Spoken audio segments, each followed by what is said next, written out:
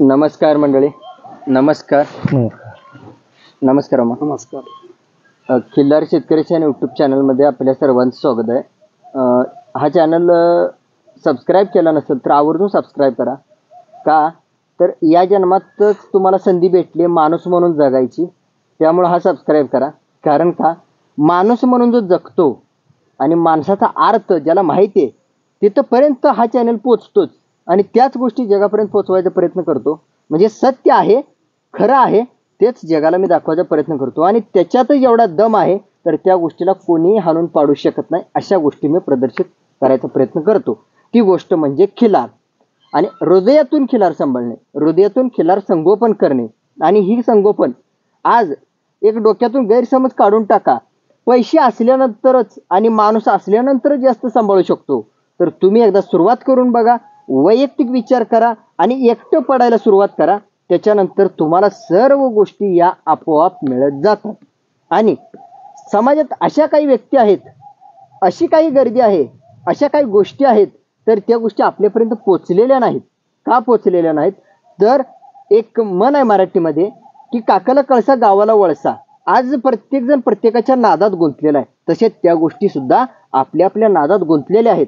आणि खिल्लार शेतकरी ईशान चॅनलची जर नजर पडली आणि ती जर गोष्ट खरंच जगाच्या कल्याणाची आणि त्यांच्या स्वतःच्या कल्याणाची वाटली तर ती प्रदर्शित करणार म्हणजे करणार. त्या ठिकाणी तुम्हाला कोणतीही सूचना दिली जाणार नाही, कोणतीही पूर्व तयारी केली जाणार नाही आणि कोणाच्याही मदतीनं तिथं जाणार नाही. फक्त खिल्लार शेतकरी ईशान चॅनलच्या नजरेस पडल्यानंतर तर आज खरा अर्थ तुम्हाला सांगण्यासाठी आणि समजवण्यासाठी प्रदर्शित करण्यासाठी या ठिकाणी आलोय. तर मुलाखत सुरुवातीपासून शेवटपर्यंत जो बघल तो त्याच्या आयुष्यातला अनमोल वेळ वाचवला म्हणून त्यानं समजा, अनमोल खर्च वाचवला म्हणून समजा आणि आजच आणि आत्ताच्या तत्वावरती या चवीच्या गोष्टीमध्ये पडला म्हणून तुम्ही समजा. तर आज प्रत्येकाला कन्फ्युजन आहे, गोंधळ आहे. नोकरी श्रेष्ठ का खिलार संगोपन श्रेष्ठ? खऱ्या अर्थानं काय श्रेष्ठ? आज जर तुम्ही पैशाकडेच बघितलं, पैशाकडेच तुम्ही कल्लात तर आज तुम्हाला तो पैसा आज कोणत्या ठिकाणी पाडल सांगू शकत नाही. मात्र तुम्ही आज तुम्हाला जगवणाऱ्या गोष्टीकडे जर कल्लात तर ते तुम्हाला पाडू देत नाही. तुम्हाला देवानं परमेश्वराने जेवढा जन्म दिलाय तेवढा तुम्हाला आयुष्यभर व्यवस्थित जगण्यासाठी संधी मिळवून देणारी गोष्ट आहे, ती म्हणजे खिलार. तर सुरुवात करतोय मी जास्त न बोलता आणि प्रश्न उत्तराच्या स्वरूपात चर्चा करायला मला जास्त आवडते. कारण ज्या वेळेला प्रश्न उत्तराच्या स्वरूपात मी चर्चा करतो, प्रश्न सुद्धा हे खूप महत्त्वाचे असतात आणि येणारे उत्तरे सुद्धा त्या प्रश्नाला अनुसरून देणार हा व्यक्तिमत्व परिपूर्ण घडलेला असतो त्याच्यामध्ये, तेव्हाच ती उत्तरं मला मिळतात. ही मला खात्री असते, एक शाश्वती असते की त्या माणसाच्या कर्तृत्वाला बघून. अशाच प्रकारे आज एक कर्तृत्व आपल्याला सापडलेलं आहे तर त्या कर्तृत्वाकडून आपल्याला काहीतरी शिकायचं आहे. ते काय करत आहे कर्तृत्व किंवा ते व्यक्तिमत्व सध्या कशात धडपडत आहे, राहायला सध्या कुठे आहे, किंवा हे काम कोणत्या ठिकाणी, अंतर किती आहे, किंवा हे मॅनेज कसं केलंय, काय केलंय, याबद्दल सविस्तर एक थोड्या पॉईंटमध्ये आपण चर्चा करणार आहोत. साहेब नमस्कार. नमस्कार. आपला परिचय द्या.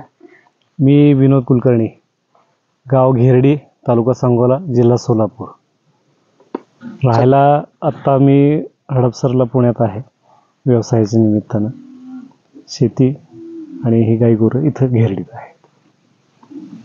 मग तुम्ही राहायला पुण्यामध्ये आणि या गोष्टी कोण सांभाळतं? इथले जे आमचे सहकारी आहेत ते या सगळ्या गोष्टी मॅनेज करतात. मी एक 15 दिवसातनं 5-6 दिवस इकडं असतो. ज्या काही गरजा माझ्या पातळीवरती सोडवायच्या आहेत त्या मी सोडवतो. बाकीच्या गोष्टी ते करतात. साहेब पुण्यात काय करता तुम्ही? माझं औषधाचं आत्ता एक होलसेलचं युनिट आहे, ॲलोपॅथीमधलं, माणसांच्या लहान मुलांच्या वॅक्सिन्सचं. आणि या जसं हे काम चालू केलं आहे तसंच विषमुक्त शेतमाल, दुधाचे उत्पादनं, हे याचं एक वितरणाचं एक युनिट तिथं आहे. पुण्यामध्ये तुम्ही कधी गेलात? मी 2000 साली पुण्याला गेलेलो होतो. मी 2000 ते 2011 मार्केटिंगमध्ये काम केलं. 2011 पासून मी नोकरी सोडली आणि व्यवसाय चालू केला त्यातलाच. ज्या वेळेला व्यवसाय चालू केला त्याच दरम्यान मी थोडंसं शेतीकडे लक्ष वाढवलं. साहेब आपलं शिक्षण? माझं सायन्स ग्रॅज्युएशन झालेलं आहे इथं सांगोल्यातच. सांगोल्यामध्ये. आणि माध्यमिक किंवा मराठी माध्यमातून शिकलेलो आहे. केमिस्ट्री मध्ये ग्रॅज्युएशन केलेलं आहे. 10वीपर्यंत शिक्षण घेरडीत झालं. प्राथमिक तर घेरडीतच होतं आणि सांगोल्याला विज्ञान महाविद्यालयाला मी ग्रॅज्युएशन केलं. 2000चा पासआउट आहे.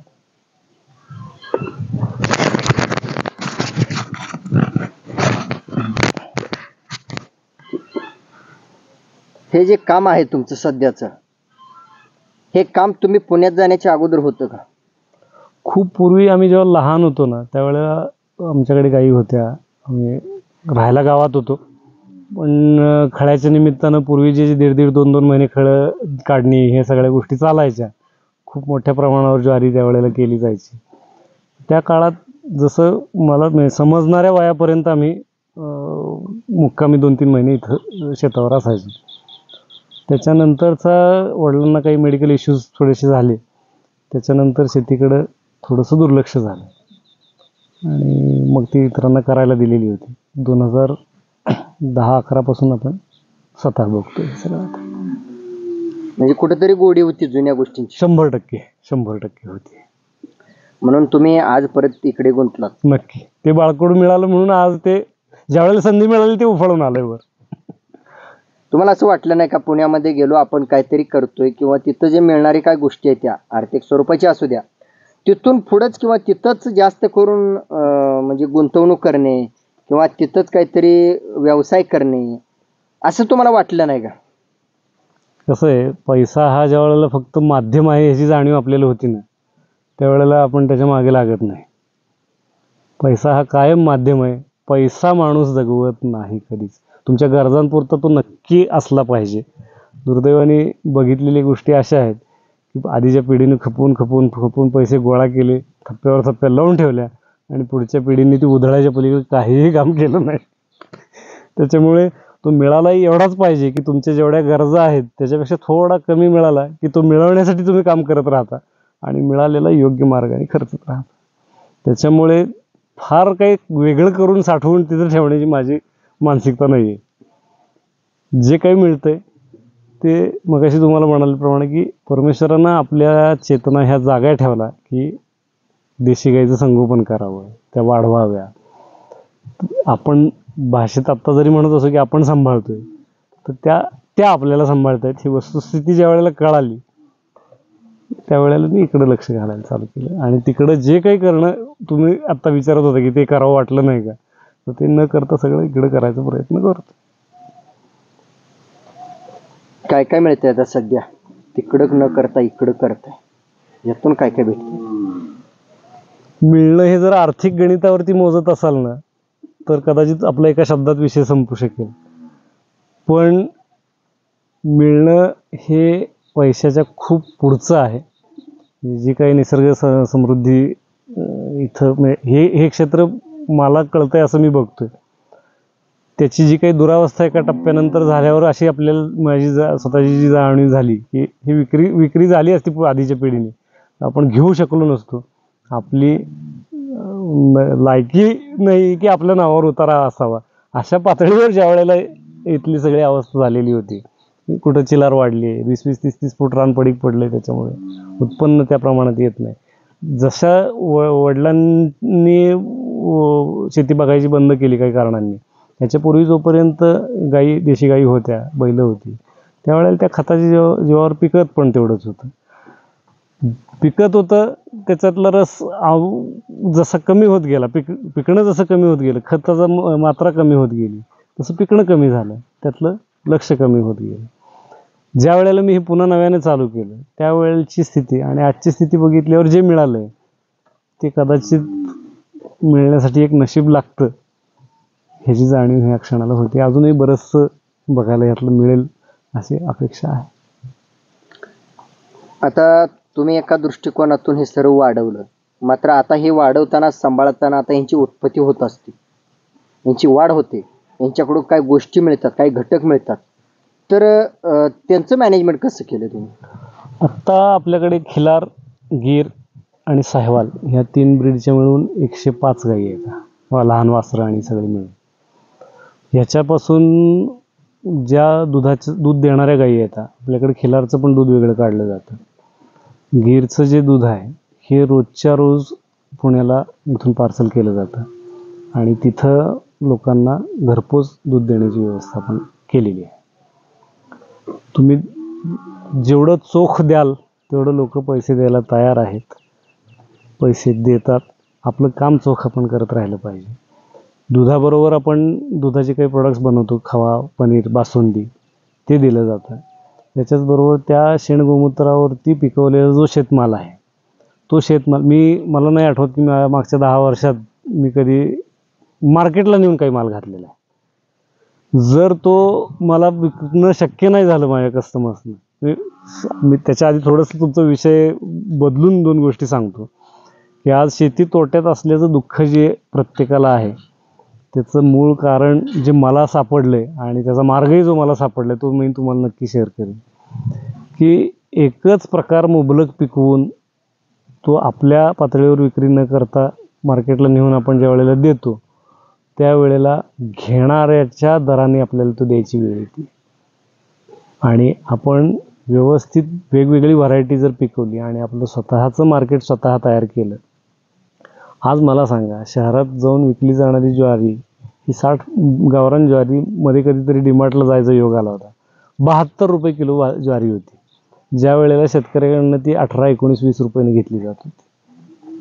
हायब्रिड व्हरायटीची किंमत समजा थोडीशी कमी आहे, पण आपण जर देशी वाण वापरले सगळे, आपण जर शेणगोमूत्रावरती फक्त पिकवलं, ज्याच्यात रासायनिक खताची मात्रा वापरली नाही, कदाचित पहिला काही काळ जोपर्यंत रासायनिक खताचा वापर झालेला असल्यामुळे शेतीतनं येणाऱ्या उत्पन्नात जरी फरक पडला तर ओव्हर द पिरियड तो नक्की वाढेल आणि मिळणारा दाम असा असेल की तुम्हाला मार्केटला माल घातल्यानंतर मिळणारे पैसे आणि स्वतः ती विक्री करण्याची व्यवस्था उभी केल्यानंतर मिळणारे पैसे जमीन आसमानचा फरक असेल. त्यावेळेला ती शेती फायद्यात येईल. ते पाऊल जर आपण उचललं तर ना नोकरीच्या मागं गाव सोडायची गरज पडेल, ना शेतीत काही मिळत नाही म्हणायचं दुर्दैवी वाक्य आपल्या तोंडात येईल. मला कायम चेष्टेत जरी होणारी गोष्ट असली तर मी कायम सांगतो लोकांना की तुमचं बरं आहे, तुम्ही पुण्यात राहता, व्यवसाय हे आहे ते आहे. तुम्ही त्यांना तेच सांगतो की बाबा ही ऊस तोडीच आहे. फरक एवढाच आहे की फक्त कोयता हातात घेऊन आपण ऊस कापत नाही कपडे चांगले आणि चांगल्या कपड्यात राहतोय. ह्याच्या पलीकडे दुसरं तिसरं काही नाही. जगायसाठीच गाव सोडायची वेळ आलेली होती. कारण इथं हे करू शकतोय हा आत्मविश्वास तिथं गेल्यानंतर आला दुर्दैवाने. सोडल्यावर तेच जर कदाचित इथं असतानाच केलं असतं तर इतका वेळ हे सगळं उभं राहायला गेला नसतं. आणि हित आहे तोपर्यंत ही गोष्ट समजण्यासाठी तुम्हाला कोणाची संगत करावी लागली. सुदैवाने मी म्हणेन की मला बघितल्यावर 2 लोकांना सुचलं तरी खूप झाला होता. मला ती वेळ वेगवेगळ्या टप्प्यात कसं झालं, मी ती जी शेतीची वाईट अवस्था बघितली त्याच्यानंतर असं वाटलं की यार हे खरंच आपण पात्र नाही की आपल्या नावावर उतारा असावा. तिचं काहीतरी आपलं देणं आहे, ते आपण दिलं पाहिजे. ह्याच्यातनं विषयाला सुरुवात झाली आणि थोडी इथली डागडुजी करायला सुरुवात केली. एक टप्पा असा आला की तिथं व्यवसाय सुरू केल्यामुळं जो काही मानसिक ताण यायचा, इथं आल्यानंतर असं वाटायचं की अरे आपल्या डोक्यावर काही ओझं नाही आहे. शांत मन प्रसन्न होऊन जायचं शेतीत आल्यावर. त्याच्यामुळं मी इकडं थोडंसं अजून ओढलं गेलो. मग एका टप्प्यानंतर सगळी वाहतूक व्यवस्था ही जशी सुधारत गेली तशी काही घरच्या गोष्टी स्वतःच्या खायला मिळायला लागल्या. चांगलं उत्पन्न खातोय आपण याची जाणीव झाल्यावर आजूबाजूच्या लोकांनी जेव्हा मागितलं त्यावेळेला हे व्यावसायिक रूप ह्याला आपण देऊ शकतो. मी पहिलं माझं दूध पुण्याला गेलं होतं ते 6 लिटरचं दूध होतं, जे आम्ही 3 दिवस पित होतो घरात. 4 लोक होते. पण जसं जसं टप्प्याटप्प्याने वाढत गेलं लोकांनाही असं जाणवायला लागलं की अरे चांगलं मिळत नाही आणि हा माणूस आपल्याला देऊ शकतो. त्यावेळेला अशी जाणीव व्हायला लागली की चला व्यावसायिक रूप देऊन व्यवसाय म्हणजे लोकांची लोबाडणूक नक्की नाही. लोकांना हवं असणारी प्रत्येक गोष्ट चांगल्या प्रकारात आपण जर दिली तर लोकांनी योग्य मोबदला दिला तर कुठलीही फसवणूक न होता होणारं व्यावसायिकीकरण करण्याचा प्रयत्न करतो. तर मंडळी प्रश्न सोपा होता की आज तुम्ही तिथं राहून जे कमवताय तिथं इन्व्हेस्ट करून तुम्हाला तिथं व्यवस्थित संसार थाटात करता आला नसता का, हा प्रश्न होता. तर त्यावरती अतिशय सुंदर आणि मार्मिक उत्तर दिले साहेबांनी. लक्ष देऊन ऐका. तर त्यांनी सांगितलेला मुद्दा हा समजून घ्यायला तुम्हाला हा बारीक विचार करून बघावा लागेल.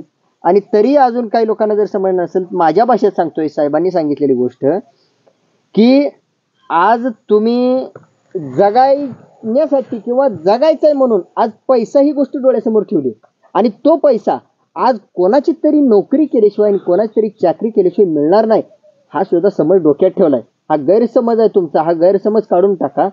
ज्या वेळेला तुमच्या वडिलांनी तुम्हाला जन्म दिलेला असतो ह्या पृथ्वीवर, ह्या जमिनीवर, ते बलाढ्य शरीर आणि तुम्हाला मिळालेली निसर्गाचा बुद्धिमत्ता, या दोन्ही गोष्टीचा जर वापर आज तुम्ही ज्या ठिकाणी जन्म घेतलेला आहे, म्हणजे अर्थात जे गावाकडे जन्म घेतात किंवा ह्या मायभूमीत जन्म घेतात त्यांच्यासाठी खूप महत्त्वाचं आहे.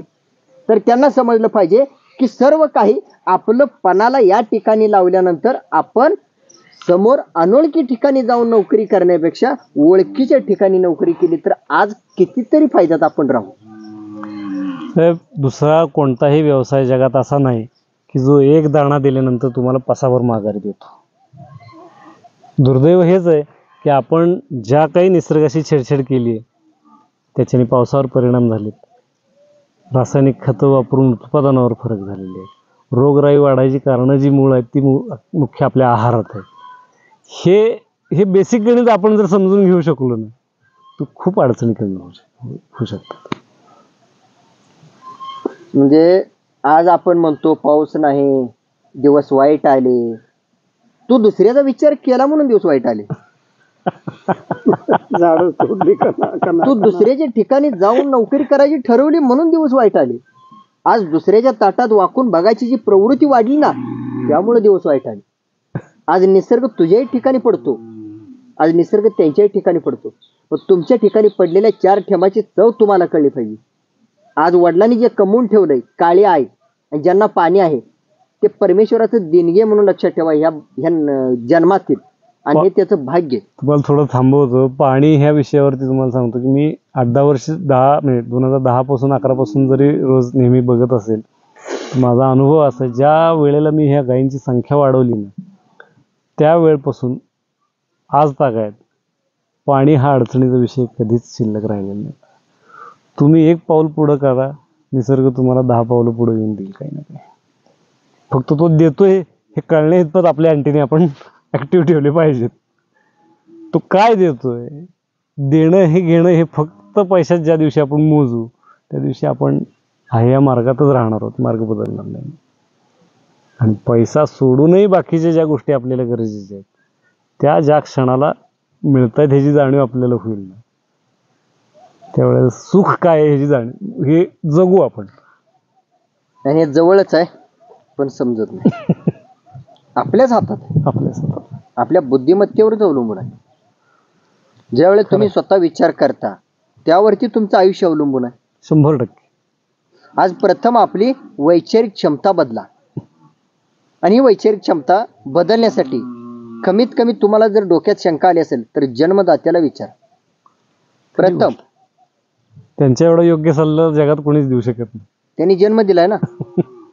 खरं काय आहे खोटं काय आहे हे ठासून तुम्ही जन्मदात्याला विचारा. आज तुम्ही जन्मदात्यासोबत गप्पाच मारत नाही, सवडच नाही. जन्मदात्यासोबत तुम्ही प्रश्नच करत नाही. मग जन्मदाता सुद्धा त्याच पद्धतीनं राहतो की पोरं माझी ऐकत नाहीत. सर्रास चालू झालं सांगायसाठी जायचे. काय सांगायचं, करमणुकीचा एक विषय आहे तो कर्मणुकीचा विषय झालाय. पोरं ऐकायची बंद झाली, पोरं ऐकायची बंद झालीत. तरी महामूर्खाची संकल्पना डोक्यातून काढून टाका. तुम्ही जन्माला घातलंय, पहिलं तुम्ही त्याला शिकवा, तुम्ही त्याला संकल्पना द्या. तुम्ही ह्या काळ्याईचे महत्व सांगा, तुम्ही ह्या देशी गाईचं महत्व सांगा, ह्या जन्माचं महत्व सांगा, आणि पहिलं संगतीचं महत्व सांगा. खरी गोष्ट. संगत विचारांची करा पहिली, आणि त्यानंतर तो विचाराचा माणूस शोधा. जर तुम्हाला शोधता आला नाही तर तो वडिलांना विचारा, जन्मदात्याला विचारा, मी संगत कोणाशी करू जगात. ते जरी नाही समजलं, खिल्लार शेतकरी युट्यूब चॅनल तुम्हाला भरून उरलाय. खरी गोष्ट आहे. संगत कोणाशी करायची मी सांगू शकतो तुम्हाला. तुम्ही कधी विचारा, 24 तास 48 तास तुमच्यासाठी सेवा करण्यासाठी उपलब्ध आहे हा प्लॅटफॉर्म. आणि यासारखी जर माणसं मला भेटत असतील तर हीच माझी पोचपावती आहे कामाची. तुमचा मोठेपणा आहे. खूप छोटा माणूस आहे, स्वार्थी माणूस आहे. कारण मला वाटतंय मला आनंद मिळतोय म्हणून हे सगळं मी करतोय. पण तुमचा जो आनंद आहे, तुम्ही स्वार्थासाठी गोष्ट विचार केला, पण स्वार्थी हा शब्द हा तुम्ही पैशात नाही विचार केला ना, आर्थिक दृष्टिकोनातून हा स्वार्थ तुम्ही बोलला नाही. खरी गोष्ट. स्वार्थी हा शब्द तुम्ही कशाला उल्लेख केलाय मी सांगतो. जे जगात कोणत्याही ठिकाणी विकत मिळत नाही ती गोष्ट मला पाहिजे, बरोबर आहे. आणि ती गोष्ट तुम्ही स्वतःला स्वार्थी भावनेतून मिळवताय. खरंय. जगाचा कल हा स्वार्थी हा शब्द वेगळा आहे मामा.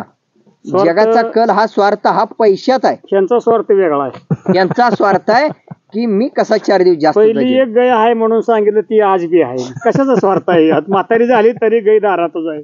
कसला स्वार्थ आहे? नाही, तो स्वार्थ वेगळा आहे हो. हा. आज तो मनाचा स्वार्थ आहे तुमच्या. नाही, मनाचा नाही, ती वस्तुस्थिती आहे. तुम्हाला सांगतो, आज म्हणलं ना की देशी गाय, आणि ती भारतातली देशी गाय, ही एकमेव जगातला असा प्राणी की जो काही ऑक्सिजन घेते तो 100% माघारी देते. म्हणजे इनेल आणि एक्झेल, श्वास घेतला आणि सोडला, दोन्ही गोष्टी 100% ऑक्सिजन असतो. पूर्वीची लोक जे म्हणायचे की नाही, जनावरांपाशी करमतंय. करमतंय हा जो प्रकार आहे ना, त्याची व्याख्या, त्याचं गणित असं आहे की माणसाच्या शरीराला सगळ्यात जास्त आवश्यक असणारा जो ऑक्सिजन आहे तो तिच्याजवळ जास्ती प्रमाणात आपल्याला मिळून जातो, म्हणून आपल्याला प्रसन्न वाटतं. आणि खरंच ते आहे, करमणं. तुम्ही म्हणताय तसं, आम्ही ज्यावेळेला मळ्यात जनावर बांधत होतो आणि जनावराच्या पुढे झोपलं तर तिथे वेगळंच वाटत होतं. आज परवा पाऊस आला, घरी जनावर नेल्यावर करमायचं नाही आम्हाला, थोडे दिवस घरी करमायचं नाही. परवा एक व्हायरल झालेला व्हिडिओ मी बघितला. मुंबईत IT मधला मुलगा कोणीतरी आला, मुंबईच्या जवळपासचं क्षेत्र आहे, कॅन्सरवाले पेशंट त्यांच्याकडं 3,000 रुपये एका दिवसाची अशी देऊन देशी गायींच्या जवळ झोपायसाठी कॉटची कॉस्टिंग आहे त्यांचं. BMW मधनं हिंडतो. खरं आपण त्या गोष्टीला शोधलं पाहिजे बरं का? त्याशिवाय यावरती पण व्हिडिओ दणदणीत होणार नाही. आणि साहेब, तुम्हाला जर सापडला नक्की सांगेन मी. आवर्जून मला कळवा, आणि खरंच त्या बिचाऱ्याचा पाय धरूया आपण.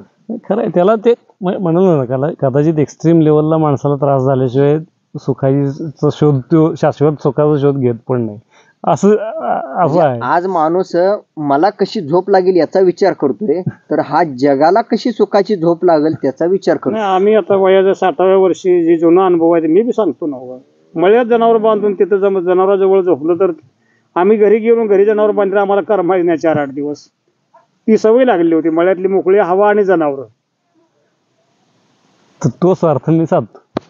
म्हणजे कशातही मोजता येणार नाही स्वार्थ. तू कशातही मोजता येणार, कोणत्याही दुकानात मिळणार नाही, कोणत्याही कंपनीत मिळणार नाही, शेजाऱ्याकडून मिळणार नाही, नात्याकडून मिळणार नाही, गावातून मिळणार नाही, सरकारी दरबारातून मिळणार नाही, गावात काय मिळते हो, माप काढायची, तुमच्या 4 चाकी गाडीतून मिळणार नाही.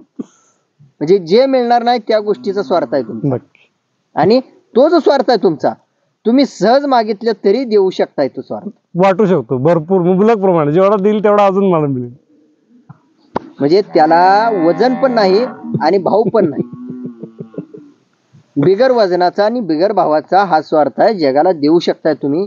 तर मंडळी, ही भाषा, हा अर्थ समजून घेण्यासाठी तुम्हाला ज्या ठिकाणी हे स्वार्थ मिळवतात ना त्या ठिकाणी तुम्हाला यावं लागेल आणि ती गोष्ट अनुभवावी लागेल, आणि मग तुम्हाला समजणार आहे की बाबा खराच हा स्वार्थ आहे का, आणि ह्या स्वार्थाची व्याख्या काय आहे खरं.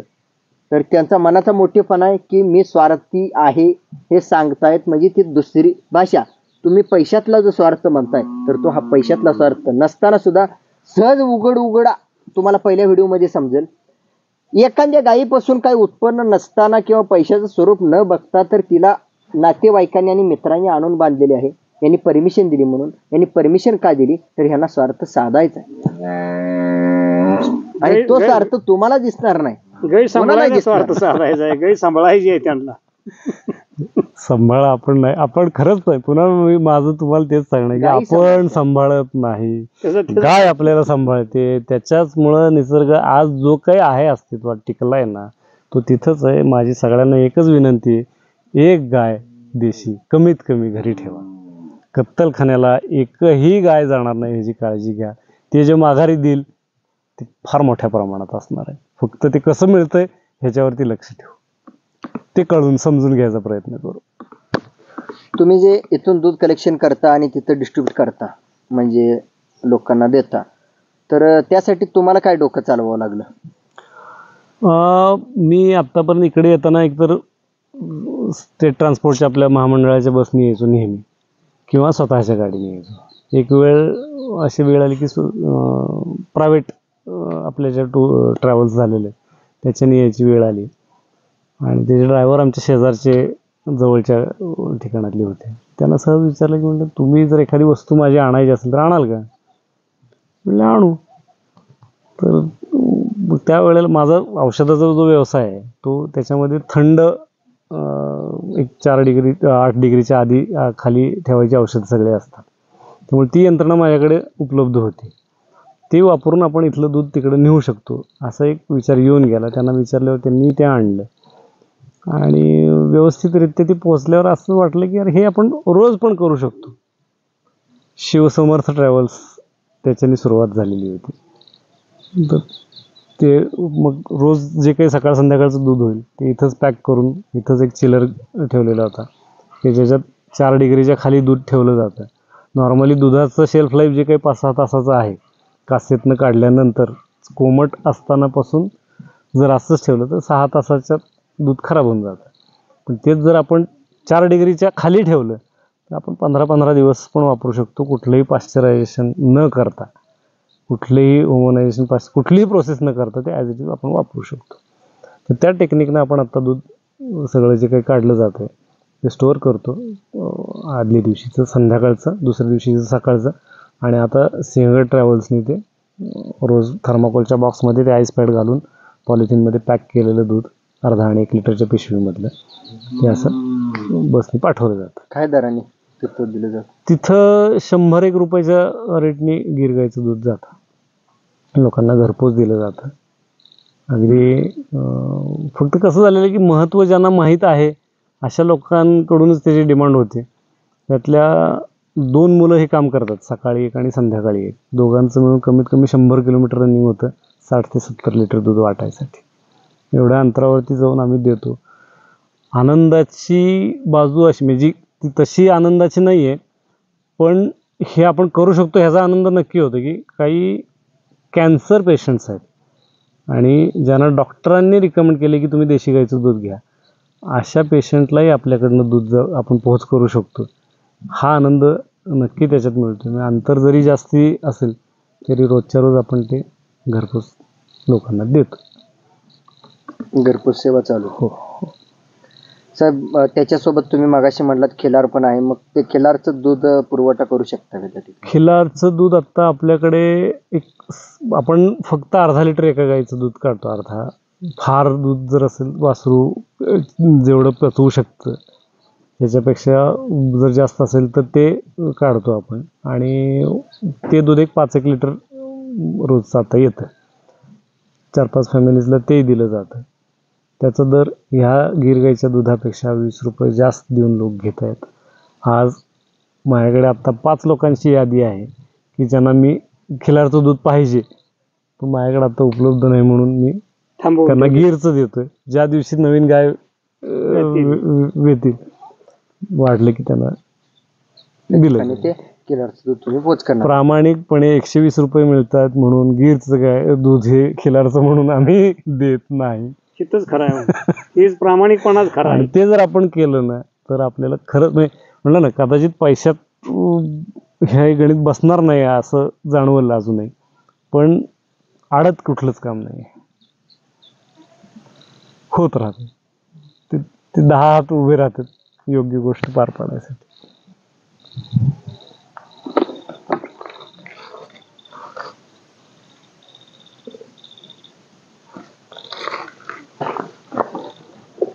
साहेब, तुम्ही आत्ता म्हटलात की 20 रुपये जास्त दराने गिरपेक्षा खिलारचं दूध चालू आहे. हो. तर त्या ठिकाणी तो तुम्ही रेट ठरवला की समोरूनच स्वइच्छेने देऊ शकतात? 2 पैसे जास्त घ्या पण तुम्ही खिलारचं दूध द्या. म्हणजे असं ज्या वेळेला ज्या वेळेला बोलणं झालं त्यावेळेला काहीतरी एक फरक असावा. खरं सांगू का तुम्हाला, दुधातनं पैसे मिळवायचे म्हणून जर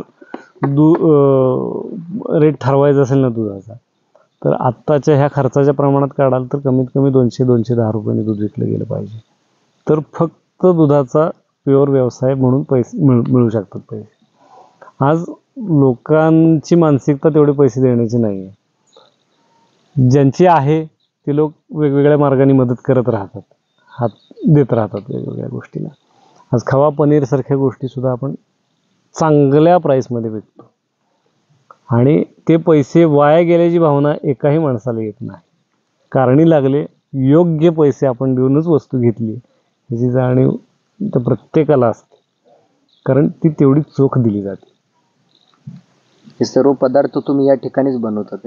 गावात एक जण आपल्याला बनवून देतात. तूप जे आहे ते आपण इथं बनवतो. तो तिथं असतो. स्वतः समोर नसल्या कारणानं ती रिस्क घेतली जात नाही. तो योग्य माणूस ज्यांचा हा व्यवसाय आहे तेच हे तेवढ्याच शुद्धतेनं आपल्याला बनवून देतात. साहेब, गिरपेक्षा खिल्लार गाईला 2 रुपये जास्त देतो म्हणणारे आहेत, देतो बोलतायत. समजा आपल्याला सरळ सरळ एक स्वार्थी भावनेने समजू की ज्याला जास्त दर आहे तर त्याचा साठा जास्त करून तो साठा जगापर्यंत पोहोचवून त्याच्यामध्ये स्थिर होण्यासाठी, ती सिस्टीम प्रॉपर बसवण्यासाठी सुरुवातीपासून शेवटपर्यंत पैसे आपल्या हातात येईपर्यंत काय काय करावं लागेल अंदाज? सगळ्यात महत्वाचं एक आहे की गीर ही सुद्धा एक देशी गायच आहे. ती काही पहिल्या दिवसापासून एवढं दूध देते का? खिलार जे काही दूध देते त्याच्यात आता खिलारचं दूध काढतायत असं 100 लोक जर समजा खिलार आता सांभाळत असतील तर त्यातले 5 लोक पण दूध नाहीत काढत. का नाहीत काढत? तर ती मानसिकता अशी होऊन गेली आपली की नाही, खिलार दूध देत नाही, वासरापुरतंच देत. असं बिलकुल नाही. आपण त्याच्या ब्रीडिंगवरती प्रॉपर काम केलं, जे ह्या गीरवरती साहिवालवरती झालेलं आहे ते जर आपण काम केलं तर आपल्याला ह्या बाकीच्या ब्रीडकडे बघायची गरज पडणार नाही. जी आपली लोकल ब्रीड आहे पश्चिम महाराष्ट्रातली, जी कोणाकडंही नाही. म्हणजे एवढी आपुलकी आहे ना लोकांना, आपल्याकडे खिलार आहे ही जी भावना त्यांच्या नजरेत लक्षात येते की अरे हे सुख आपल्याला नाही. 100 नाही 1000 गायींचा गोठा असलेला मालक असू द्या, पण खिलार आपल्याकडची, त्याच्याकडची डोळ्यातली चमक, खिलारचं नाव ऐकल्यावर जी काही येते ना ती त्यांच्या नशिबी नाही आहे. जे आपल्याकडं आहे त्याच्यावरती आपण प्रॉपर काम केलं तर आपल्या बाकीच्या ब्रीड आपल्याला आणायची गरज पडणार नाही. ज्या दिवशी आपण ह्याच्यावरती प्रॉपर काम करू, थोडा वेळ जाईल या सगळ्या गोष्टीला, पण 5-5 लिटरच्या ज्या ऐकिवातल्या खिलार गायी आहेत त्या आजही आपण डेव्हलप करू शकतो. आणि त्या केल्यावर मग हे बाकी सगळं करायची गरज पडणार नाही. आहेत बरोबर 4 लिटर पळणारी देशी आहेत. आमच्या पाहुण्यात एक आहे, ते संभा मेजरच्यात एक होती, माहिती एकच काढतो. म्हणजे होत्या आणि आहेत. त्याच्यावरती काम झालं पाहिजे, त्याच्यावरती विचार केला पाहिजे. विचार केला पाहिजे. नुसता विचार करून चालणार नाही, थोडे कष्ट केले पाहिजे. कष्ट करावं लागते. आणि त्यात दूध पिळणाऱ्या जाती 2 आहेत त्या खिलारमध्ये. हो, त्यात बी 2 जाती आहेत. जी आज माझ्याकडे गाय आहे ती दूध कमी पिळणार, दिसायला वळूपेक्षा देखील काटक, लांब, लचक.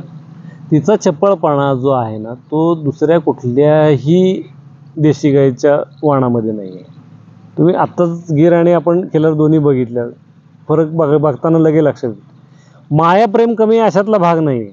मायाळू तेवढीच खिलार, पण तेवढीच मायाळू जेवढी गिर आहे.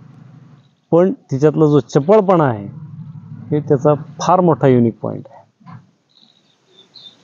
फार मोठा युनिक पॉईंट आहे तो. आपण ते म्हणलं ना, आपल्या जवळ असलेल्या गोष्टीची किंमत नसते आपल्याला, तसं होऊन गेलंय. तुम्ही खरं बोलला. जवळ त्याला किंमतच नाही. खरं बोलला. आज आपण गिर आणायची म्हटलं तर 50, 60, 70 लाख रुपये देऊन आणणार, पण 25,000 रुपयाची ही देशी गाय आहे म्हणलं तर आपण घेताना 10 वेळा विचार करणार. आता मारते काय दूध किती द्यायचं, सुरुवातच किती दूध द्यायचं रे, ही सांभाळायचं नाही दूध देशाला. ते जुनी लोक म्हणतात ना, दूध हे कासत नाही, दूध हे दाढत असते. पहिल्यांदा जेव्हा मी हे वाक्य ऐकलं त्यावेळेला मला कळलं नव्हतं, अरे दाढेत का दूध म्हणते. ज्या वेळेला हे गायी सांभाळायला सुरुवात केली मी त्यावेळेला ते कळालं की आपण ज्या पद्धतीने त्यांना सांभाळू, ज्या पद्धतीने खाद्य देऊ, तर त्या खाण्याच्या प्रोसेसला त्यांनी दाढ हा एकच शब्द वापरला होता. दाढेत दूध असते, कासत मार्मिक बोलतो ते. मार्मिक बोलतो लवकर समजत नव्हतं. मला पण समजलं नव्हतं. असं शब्दच त्यांचं तसं होतं. पहिल्यांदा तुम्ही म्हणला ना, दूध दाढेत, अरे दूध दाढेत कासेत कसं असतं? कासेत माहित आहे. ठीक आहे, ज्यांनी शहरात जन्माला आलेली पोरं दूध कोण देतं गवळी देतात, उत्तर इथपर्यंत ठीक होतं. आपण हे रोज नेहमी बघितलेलं आहे, पिलेलं आहे, पिळलेलं आहे. आपल्याला पण हा प्रश्न पडायचा, दूध दाढे नाही कासेत नाही म्हणतात. पहिल्यांदा मी तसंच कन्फ्युज झालेलो होतो. फरक पडला. आमच्यात एक गाय बी आलेली होती, वासराला दूध सरत नव्हतं, 3 टाइम वासरू पाजायला लागायचं. आता दुपारी आमची आई एकटी घरात, मी कुस्ती खेळत होतो. मला वडिलांनी सांगितलं की दूध वासराला सरत नाही, तसं दुपारी ते जर्मल होतं. त्याला ते जर्मलचं तांबे असायचं मोठं, चरवीपेक्षा जरा बारका, एका थानात नाही निघायचा. ते काढलं किती लिटर झालं मला सांगा बरं? 1.5 लिटरचा तांब्या हो. असं असं असायचं गोल म्हणजे मोठा मग तांब्या. 6 लिटर एका वेळचं झालं. की दुपारचं वासरू पाजताना एका थानातनच काढायचं. आज तुम्ही हिशोब करा, आपण गाई म्हणून जो काही प्राणी आता दुधाच्या व्यवसायासाठी सांभाळला जातोय, HF जर्सी, त्याचं जर अर्थकारण काढून बघितलं, 25-30 रुपयाच्या वर दर जात नाही. 25 लिटर दूध देणारी गाय साहेबा खर्च लय हो. पाठी उचलत नाही, आमच्यात बी आहे ते गाय. 2 टायमाला पाठी उचलत नाही, संधी चारायची संधीची. आपण ह्यांना किती चारतोय? तुम्ही गुगलला टाकून बघा साहेब, गाय म्हणून जो प्राणी आपण आता सांभाळतोय त्याचं उत्पादन हे लॅबमध्ये झालेलं आहे. डुकरापासून तयार केलेला जीव आहे, जो बाहेरच्या देशातल्या लोकांनी मांसासाठी तयार केलेला होता. तो दूध देतोय म्हणून, दुधासारखा पांढरा रंग देतोय म्हणून आपण त्याला दूध म्हणतोय. आत्ता आजारी असणाऱ्या माणसांमधलं जे आजारी पडणारी लोक आहेत, म्हणजे आता 40-45 झाली की साखर होणारच, हे आपण मानसिकता घेऊन ठेवलेली आहे. होया लागले, त्यामुळे म्हणणे बी काय लय चुकीचं. आपण रिटायरमेंटला यायच्या आधीच गोळ्यावर जगतोय असं म्हणणारी जी लोक आहेत, ह्याचं जर मूळ तुम्ही काढून बघितलं तर फक्त आणि फक्त ह्या जर्सी गाईचं दूध आहे. जर्सी प्राण्याचं दूध आहे. गाय म्हणून मी त्या शब्दाचा अपमान करू इच्छित नाही. तुम्ही हे रिपोर्ट्स काढून बघा. WHO चा रिपोर्ट आहे की भारतात येणाऱ्या काळात प्रत्येक घरटी एक कॅन्सर पेशंट असेल. ना नीट होणारा रोग आहे. परवा ABP माझानी केलेलं सर्वे आहे मुंबईतला. बच्चू कडू सारख्या जबाबदार राज्यमंत्र्याचं वाक्य आहे, 75% दुधात भेसळ आहे. ही वस्तुस्थिती आहे. ऐकलं मी. दूध ही एकमेव गोष्ट आहे की जी तुमच्या मूळ आजाराला कारणीभूत आहे. ती जर आपण सुधारू शकलो तर बऱ्याच गोष्टी कमी होऊन जातील. म्हणजे दररोज लागणारा पदार्थ आहे, दररोज लागणारी गोष्ट आहे. पण तीच गोष्ट आपण जर दररोज चुकीची खात असेल तर आयुष्य पण आपण चुकीच्याच मार्गाने जाणार, एंड रिझल्ट आपल्याला चुकीचाच येणार. जुन्या माणसांना कुठं साखर होती, कुठं अटॅक होतो. आमचे भाऊ आता शेतात राहणाऱ्या लोकांनाही आता साखर आहे. हो काय आहार बदलला. आमचं दादाला अजून साखर नाही, BP नाही, काय नाही. 79 वय चालू आहे, माझं 59 चालू आहे. मलाही काय नाही. खरं जगण्याचा अर्थ आयुष्य त्यांनाच विचारायचं. नाही, खुराकावरच आहे बघा सगळं. जे आपण दूध दूध खातोय. आणि साहेब त्यावेळेला त्यांचं शरीर किंवा त्यांचं आरोग्य का सदृढ आहे, ते आहारावरती आणि आरोग्यावर लक्ष देत होते. बस लक्ष म्हणजे त्यांचं जगणं हे असं अडॉप्ट करून घेतलेलं. आता ते काल एक जण इथं आले ते गोपूजेच्या वेळेला, त्यांनी वाक्य सांगितलं, तो शब्द मला उच्चारताना जड जाईल की लोक 2 नंबरला जायला घरी येतात हल्ली आणि खायला बाहेर जातात. खरं बोलला अवस्थाच ती आहे. खायला जे पूर्वी काय व्हायचं की खायला माणूस घरी यायचा बाहेर जात होता आणि प्रातविधीसाठी बाहेर जात होता. आता त्या प्रातविधीसाठी माणूस घरात असतो आणि जेवायला खायला बाहेर. सत्य परिस्थिती आहे. आणि अंगावर तर कपडे विस्तारीचे, कडक आहे, कमरेला बेल्ट आहे, कपडे काढल्यावर बघायला, राहायला 4 चाकी गाडी आहे, काय सगळं आहे. राहायला काचेचा बंगला आहे. आणि तुम्ही सांगितलेले विधी उलट्या झाले. उलट जाईल ही खरंच आहे, सांगितलेलं चुकीच नाही. त्यांनी अवस्थाच ती आहे. आपणच आपल्याकडे दुर्लक्ष केलंय, आपल्याला त्रास होणार. काय ऐकायचंय, काय बोलायचंय, कोणाची संगत करायची हे खूप महत्वाचं. आता खुराकाबद्दल जर बोलायचं झालं, मी तर आमच्या भावांना तर डाळ गुळ खाल्लाय. आता घोड्याचा खाणं आहे, डाळ गुळ काय माणसाचं खाणं नव्हती. डाळ गुळात भिजवून कितीतरी दिवस, मी 10वीला जाईपर्यंत मी डाळ गुळ एक वाटी खाल्ल्यासाठी. आता पुढीतलं कुरकुरे पहिले लागतं पोराला. पोरांना आता मी आमच्या घरात ते नातवासाठी रोज भांडणं असणार, ही कशाला आणले, ही काय संध्याकाळची ती भेळ, काय अवघड आहे ना मग. आज 59 वर्षात मी असा आहे, मला कुठल्याही प्रकारची गोळी नाही. जगातला सगळ्यात ताकद कशात मोजली जाते? हॉर्स पॉवर मध्ये मोजली जाते. हॉर्स पॉवर मध्ये का तर सगळ्यात जास्त ताकद घोड्यात आहे असं युनिट मध्ये सुद्धा त्याला हॉर्स पॉवर दिलं गेलं. हॉर्सच आहे तो. अहो तो 100% शाकाहारी आहे. शुद्ध शाकाहारी आहे.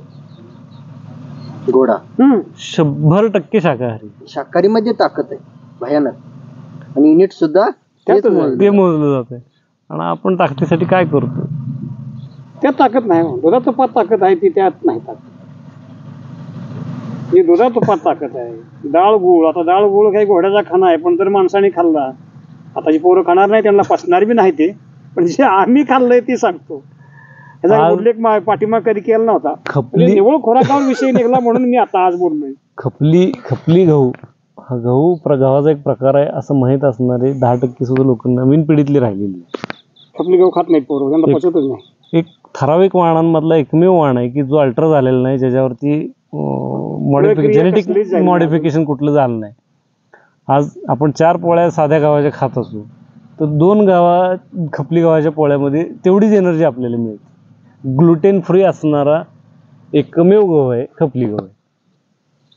आपण करत नाही. आता ह्यांच्यात असते एवढं आहे पाळलंय. मी अशी किती लोक आहेत. मी जशी शेती करायला लागलो तसं दरवर्षी माझ्याकडे खपली गहू असतो. मी बंद केलं, आपल्या गावातल्या मशनी बंद झाल्या म्हणून बंद केलं. नाही काय 20-22 पोती खपली होती मला. कोण आमच्याकडे आणायचं नाही, आमच्याकडे मशीन बोलवायची. आता आपण अशी मशीन तयार करा. मी खपली पेरणारच आहे, मला खातोय तर खाऊ द्या. हे चालू ठेवलं ना आपण, म्हणलं ना आपण जे निसर्गाला देणार तो त्याच्यात दसपट देणार. तुम्ही त्याला चांगलं द्या, ते तुम्हाला चांगल्या 10 गोष्टी देणार. तुम्ही वाईट द्या, ते वाईट 10 गोष्टी तुम्हाला रिटर्न करणार. तो ठेवून घेत नाही. पेरले तेच उगवणार आहे का दुसरं उगवणार आहे का काय? ते ठेवून घेत नाही. म्हणजे जे काय पूर्वी संतांनी जे वाक्य वापरले, संतांनी लिहून ठेवलंय ते त्रिकालाबाजीत सत्य. जर त्यांचं आपण जर पाठीमागे टाकलं आणि ऐकलं नाही तर आज खरंच आपण आपल्या आयुष्यावर दोंडा मारून घेतोय. सर्व पायावर दगड टाकून काहीच नाही. आणि आपल्याकडे भरपूर पैशाचा साठा असला म्हणजेच आपण खरं स्टेबल आहे असं नाही. ती एक मानसिक स्थिती आहे आणि कायम कधीही हातात न राहणारी गोष्ट आहे पैसा. न राहणार. सगळ्यात जास्त चंचल काय तर लक्ष्मी. अगदी लक्ष्मी म्हणून जरी तुम्ही सांभाळली तरी पैसा म्हणून सांभाळल्यावर तर विषयच संपला.